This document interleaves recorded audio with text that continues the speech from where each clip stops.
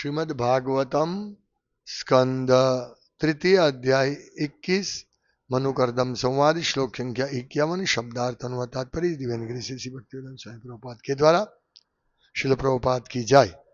योर्केन्द्वग्निन्द्रवायूनां यमधर्मा प्रचेतसां रूपाणि स्थान आदत्से तस्मै शुक्लाय ते नमः। शब्दार्थ यह जो अर्क सूर्य का, इंदु चंद्रमा का, अग्नि अग्नि अग्नि अग्निदेव का, इंद्र स्वर्ग के स्वामी इंद्र का, वायुनाम वायु का, यम यम का, धर्म धर्म, प्रचेतसाम तथा वरुण का, रूपाणी रूप, स्थाने आवश्यकतानुसार, आदत से धारण करते हो, तस्मै उसे, शुक्लाय भगवान विष्णु को, ते तुमको, नमः नमस्कार। मारो मोबाइल मतलब अनुवाद, जब भी आवश्यकता होता है आप सूर्य चंद्र अग्नि इंद्र वायु यम धर्म वरुण का अंश धारण करते हैं। आप भगवान विष्णु के अतिरिक्त अन्य कुछ नहीं है, अतः आपको सभी प्रकार से नमस्कार है। तात्पर्य, चूंकि कर्दम मुनि ब्राह्मण थे और स्वयंभू क्षत्रिय थे, अतः सामाजिक रूप से मुनि के द्वारा राजा को नमस्कार नहीं किया जाना था, क्योंकि उसका स्थान राजा से ऊंचा था। किंतु मुनि ने स्वयंभू मनु को नमस्कार किया, क्योंकि राजा तथा सम्राट के रूप में मनु भगवान के प्रतिनिधि थे। परम प्रभु भगवान सदैव सबों के पूज्य हैं, चाहे कोई ब्राह्मण हो, क्षत्रिय या शूद्र। भगवान के प्रतिनिधि रूप में राजा हरेक से सादर नमस्कार किए जाने का पात्र था। ओम ज्ञानतिमिरान्धस्य ज्ञानंजन शलाकया चक्षुरुन्मिलितं येन तस्मै श्री गुरवे नमः।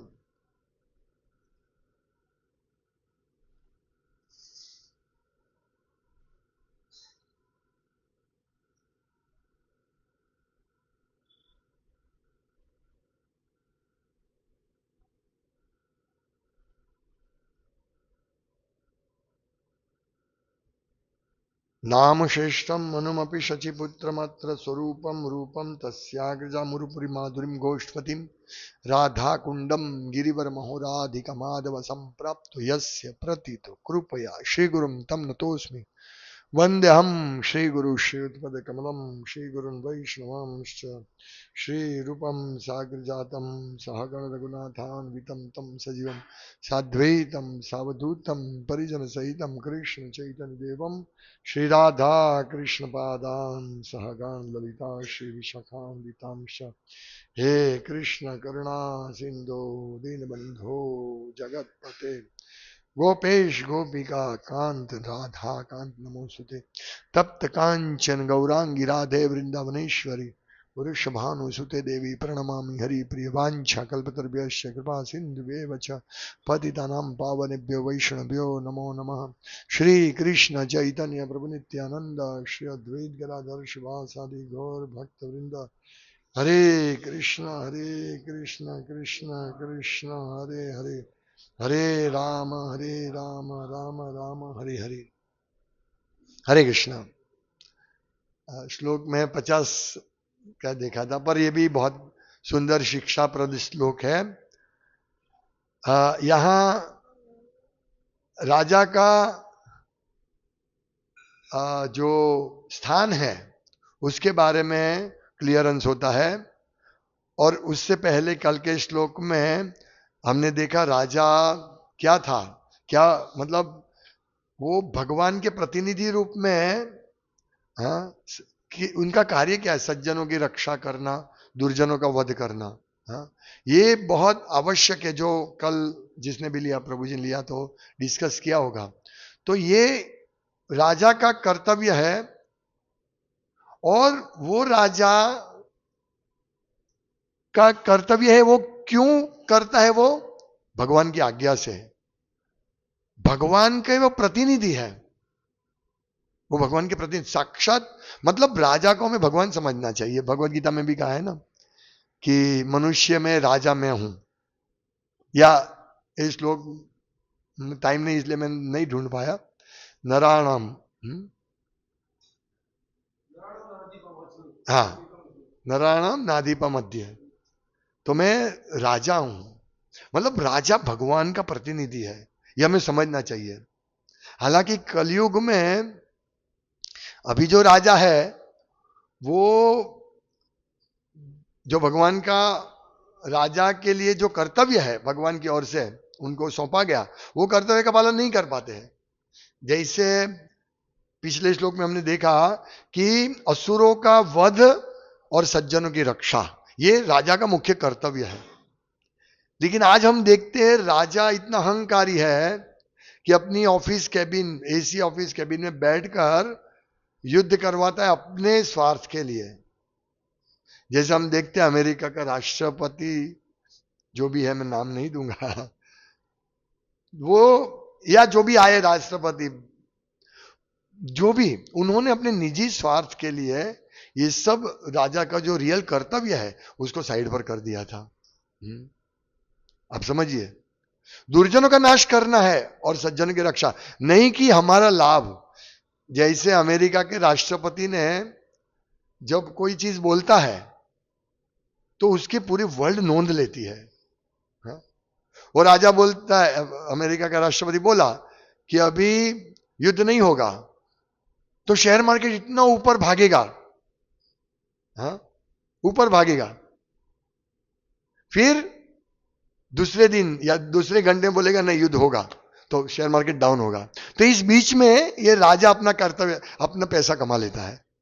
ऐसा मैंने सुनने मिला है। अब्बजों रुपया कमा लेता है ये। ट्रंप ने अब्बजों रुपया से कमाया। समझो कि उसको मालूम है कि अभी मैं ये बोलूंगा पूरा स्टेटमेंट, अभी एक शेयर का दाम 100 रुपया है, हाँ, वो 100 रुपये में करोड़ों रुपए का शेयर ले लेगा। फिर वो एक स्टेटमेंट देगा, अभी मंदी चल रही है, वो एक स्टेटमेंट देगा कि अभी युद्ध नहीं होगा, तो सब खुश, शेयर मार्केट वाले खुश, और बढ़ा दिया भाव, 100 का 200 हो गया, 150 हो गया, अभी वो बेच देगा। फिर दूसरे घंटे बेच के बोलेगा कि अभी ये युद्ध तो होगा। आप समझिए, राजा कर रहा है ये सब चीजें, और वो एक कैबिन में बैठ के लोगों को लड़वा रहा है, वहां बॉम्ब फेंको, वहां बॉम्ब फेंको। हम देखते ईरान में एक स्कूल पे 300-400 कन्या बाल की थी, वो सब मर गई। ये अधर्म है। या ऑयल के लिए उनको, जैसे वेनेजुएला में अटैक किया और उसके राजा को पकड़ के लेके आया, क्योंकि उसको वेनेजुएला के ऑयल को अपने अमेरिका के कब्जे में करना था। तो ये अधर्म है। वो सोचता है देखो मैंने अमेरिका को धनाढ्य बना दिया, और मैं भी बहुत पैसे वाला हो गया। कहा जाता है 13,000 करोड़ रुपया कमाया, 13,000 या 13,000 लाख करोड़ रुपया कमाया इसने, अमेरिका के राष्ट्रपति ने, ये क्राइसिस में। आप सोचिए, अभी वो, इसकी उम्र तो देखो, हाँ, इसकी उम्र देखो, फिर भी उसका कमाने का कितना है, और अपना कर्तव्य भूल जाता है। जो व्यक्ति अपना कर्तव्य भूल जाता है, वो व्यक्ति यम के दंड के, बहुत सख्त दंड के पात्र होते हैं। एक सामान्य व्यक्ति अपना कर्तव्य भूलता है तो उसकी सजा मिलती है, पर जब हम भगवान के प्रतिनिधि होकर कुछ गलत करते तो हमें बहुत भारी सजा मिलती है। जैसे एक गुरु होते हैं, हम सब लीडर्स या हम सब एक भक्त हैं, और हमारा कर्तव्य है, सपोज मैं अकाउंट संभालता हूं, मेरा कर्तव्य है कि इसको ठीक तरह से संभालू, लेकिन मैं अकाउंट संभालते संभालते मैं पैसा खा जाऊंगा, हाँ, तो मुझे जो सजा मिलेगी वो बहुत भयंकर सजा होगी। क्योंकि मैं एक प्रतिनिधित्व करता हूं भगवान का, एक लीडर के रूप में, आध्यात्मिक लीडर के रूप में, तो मेरी बहुत भयंकर सजा होगी। तो ये सब समझना है। यहां तो स्पष्ट लिखा है कि जब आप जरूर पढ़ते तो योर के, और का मतलब सूर्य का, इंदु, इंदु मतलब चंद्रमा का, वायु नाम अग्नि, अग्निदेव, वायुदेव, हाँ, और यहां तक यम, यम का, यम धर्म प्रचेत साम तथा वरुण का, ये सब देवताओं, महत्वपूर्ण देवताओं का भी आप अंश धारण करते हैं, ऐसा यहां कर्दम मुनि बता रहे राजा को, स्वयंभू राजा को। मतलब राजा का कितना बड़ा उत्तरदायित्व है। पिछले श्लोक में बताया कि उसको प्रजा का रक्षण करना है, दुर्जन का नाश करना है। तो आज हम देखते हैं, ये बहुत समय पहले 1985 में एक लतीफ करके बूटलेगर था। वो दारू, पूरा दारू अहमदाबाद में सप्लाई करना और मर्डर करना, ये सब उसका काम धंधा था। वो इलेक्शन आया, उसने 5 एरिया से ये किया, जेल में था वो, 5 एरिया से उसने उम्मीदवारी नोंदाई है कॉर्पोरेटर के लिए, 5 एरिया में वो जीत गया। आप समझो आज की प्रजा कैसी है, वो तो समझो आप। 5 में जीत गया।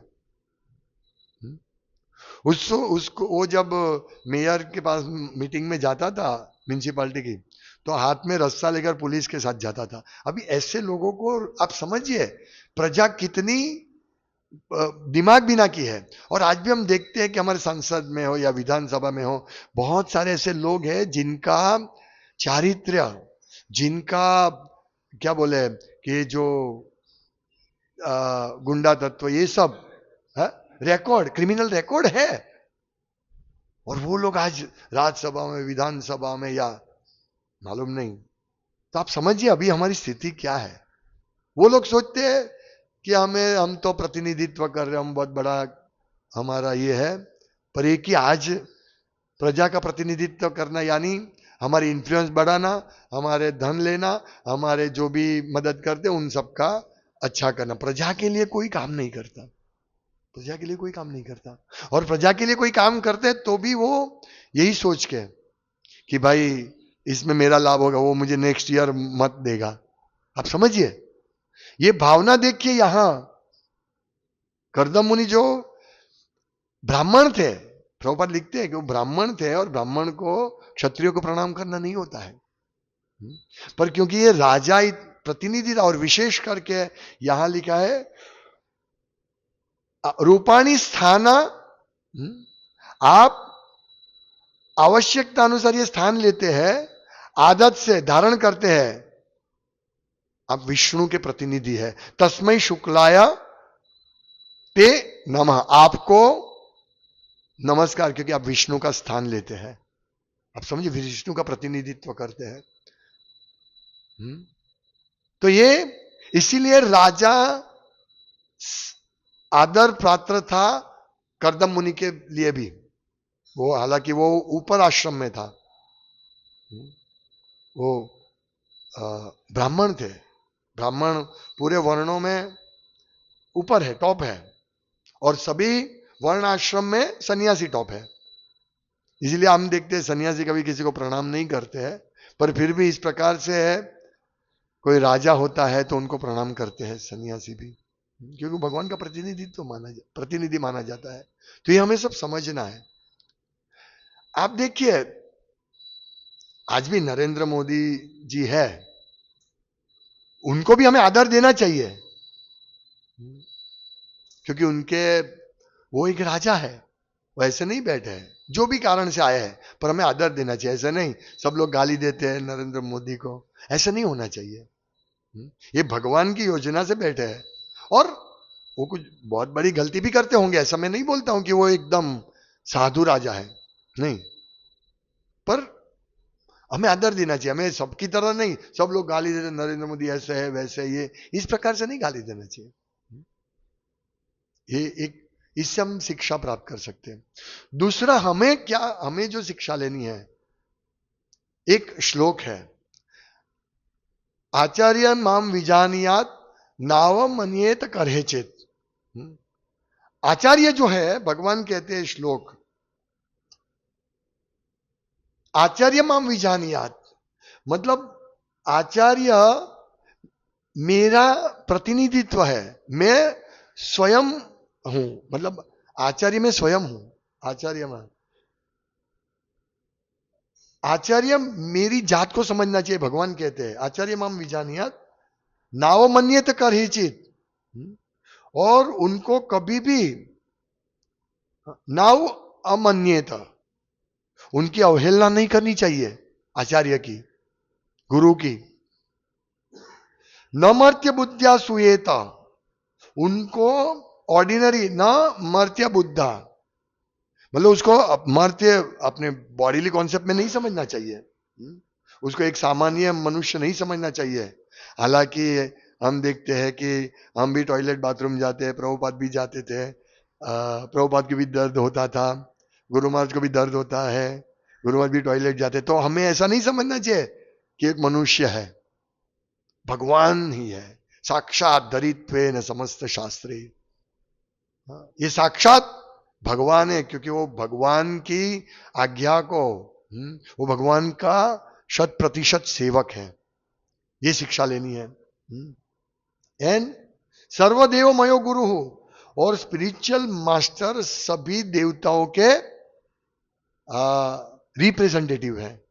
आप समझिए ये श्लोक कितना महत्वपूर्ण है। इसमें भी यही बताया गया है कि वो भगवान, आप भगवान विष्णु के अतिरिक्त अन्य कुछ नहीं है, यहां बताते हैं करदम मुनि, और आप सभी देवताओं के प्रतिनिधि है। जब उनका अंश धारण करते आप, जब भी जरूरत पड़ी तो आप यमराज का बन सकते हैं, अंश धारण कर सकते हैं, वरुण का, इंद्रदेव का, वरुण नदियों इसका ये है। तो जब ये सब चीज की कमी होती है तो ये राजा उस कमी को पूरा करते हैं। जब बहुत अतिशय गर्मी होती है तो राजा उसके लिए कार्य करता है, क्यों गर्मी है, वो इसलिए ब्राह्मण को बुला के, जैसे रामायण में आता है ना, रोमपाद राजा के राज्य में बारिश नहीं हो रहा था, तो उन्होंने ब्राह्मण को बुलाया, उसका कर्तव्य है, मतलब उसके फॉल्ट है। वो ब्राह्मण को बुला के पूछा मेरा क्या दोष था कि ये बारिश नहीं हो रही है। देखो ब्राह्मण ने अपने पर दोष ले लिया, अरे रोमपाद राजा ने अपने पर दोष लिया, तो बोला आपने ऐसा ऐसा आप करो तो ये सब बारिश होगी।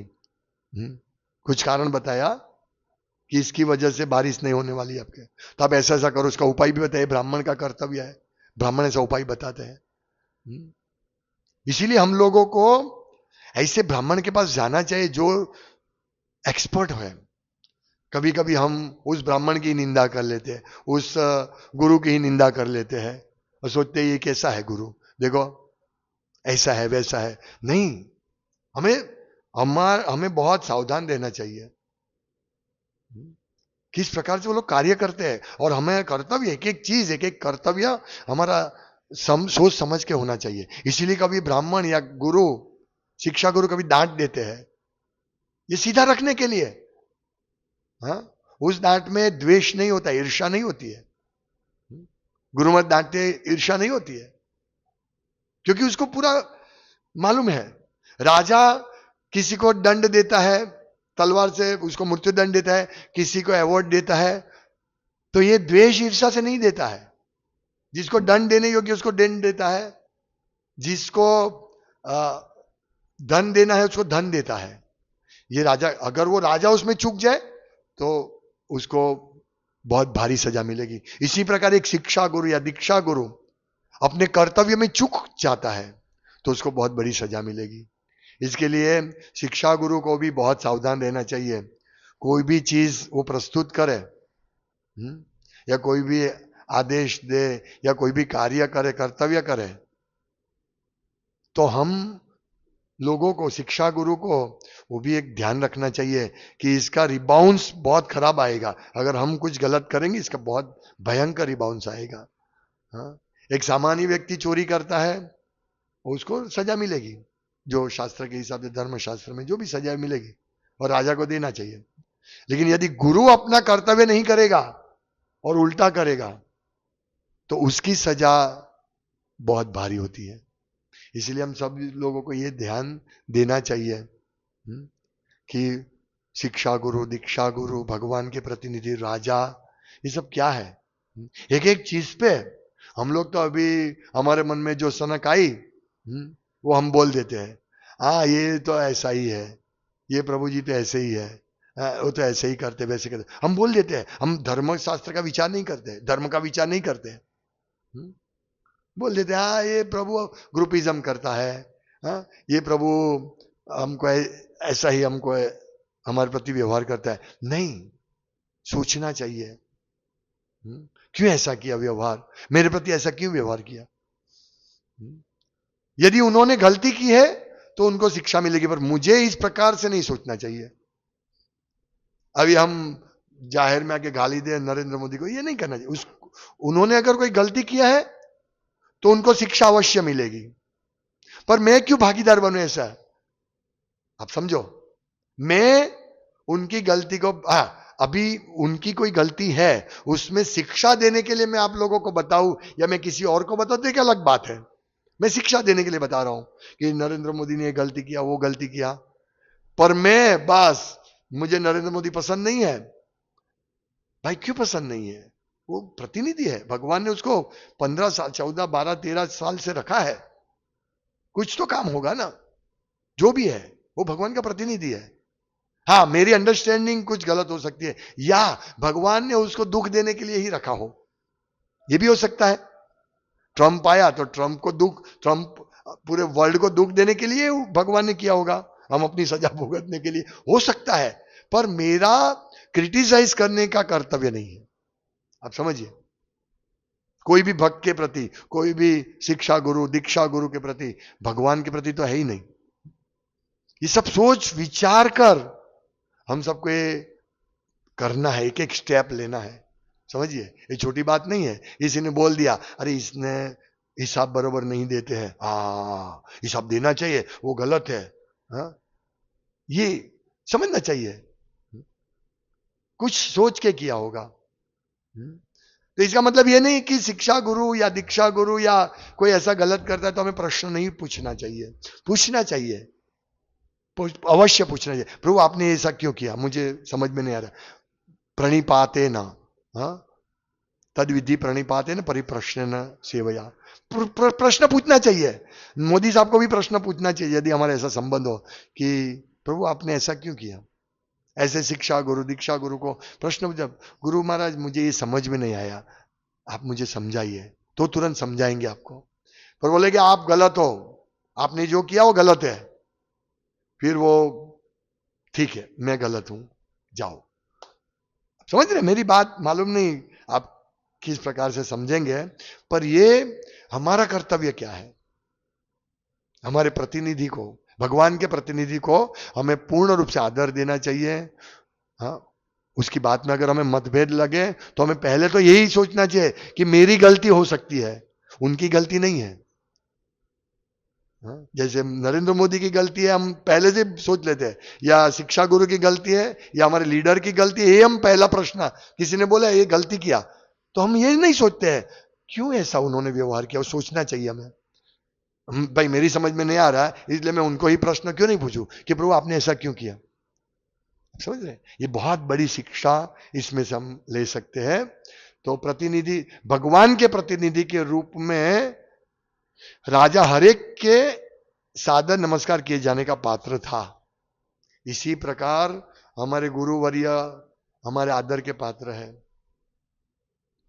अभी मेरे लिए सव्यसा जी प्रभु है, या महाप्रभु प्रभु है, या अरविंदाक्ष, जो भी मैं शिक्षा गुरु ये प्रदान करता हूं, तो यदि मुझे उसमें कोई गलती दिखे तो मैं हाथ जोड़ के पूछता हूं, प्रभु मुझे समझाइए आप कृपा करके। ऐसा नहीं है ना वो ऐसे ही है, ऐसे नहीं होना चाहिए। हमें बहुत समझना चाहिए। ये बहुत हमारे इंडिविजुअल आध्यात्मिक प्रगति के लिए भी बहुत विनाशकारी हो सकता है यदि गुरु नाराज हो गए तो। अब एक घटना बनी थी हमारी मीटिंग में, सवेरे प्रभु ने बोला आपको मुझ में विश्वास नहीं है। एक पॉइंट पे ऐसा उन्होंने मुझे बोला नहीं नहीं प्रभु, ये पॉइंट मेरा आपके अंडरस्टैंडिंग से अलग है, पर इसका मतलब नहीं है कि सभी में आपके प्रति मुझे विश्वास नहीं है। मैंने हाथ जोड़ के बताया, ये पॉइंट में मेरा अंडरस्टैंडिंग गलत हो सकता है, या मैं आपसे इसको समझना चाहता हूं, पर इसका मतलब ये नहीं कि मैं सभी बात में आपसे विरोधी हूं। ये एक पॉइंट है। इस प्रकार हमें बहुत सावधानी से, हाँ, कभी कभी हम बहुत बड़े लेवल पर आ जाते हैं, और फिर हम ब्राह्मण का या हम तो अभी बहुत सेवा करते हैं, अभी तो हम किसी को भी बोल सकते हैं, ऐसा नहीं होना चाहिए। ये बहुत सब चीजें शिक्षाप्रद चीजें हम जो हमें सीखनी है। हरे कृष्णा। श्रीमद् भागवतम की जय। श्रील प्रभुपाद की जय। गो प्रेमानंदे। हरि हरि बोल।